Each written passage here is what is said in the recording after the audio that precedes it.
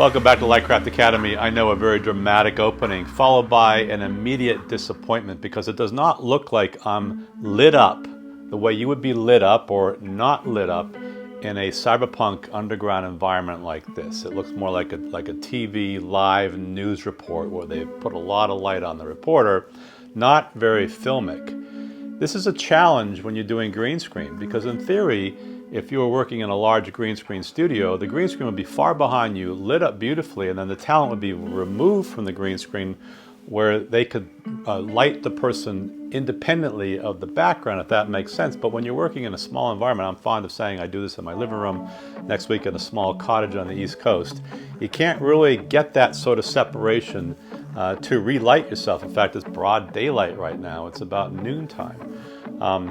But there is a fix. We can go into post-production, and that's really the lesson that we're doing today. How to do some relighting, some color corrections, or adjusting the exposure and the highlights and the dark areas to make it look like I'm sort of in this environment. How do we sell the shot?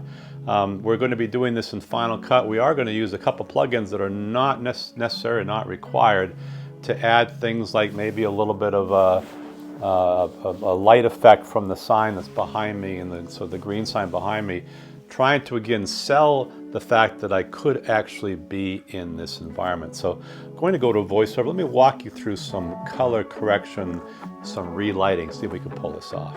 This could be a challenge because the best way to shoot an indoor scene in the dark is to be able to light the talent with actual lights. But can we improve upon this shot given that we are shooting in broad daylight? Starting with the green screen layer in Final Cut, I go to the exposure panel and target the contrast, brightness, and overall exposure sliders to see if we can find the right amount of relighting. Essentially, we're trying to match the ambiance of the background layer with our foreground layer. A $10 Final Cut plugin gives us the ability to do a light wrap where we're capturing a bit of the green light behind my left shoulder to get it to shine subtly onto my left shoulder. Messing around with the various sliders gives you quite a few options for customizing this effect.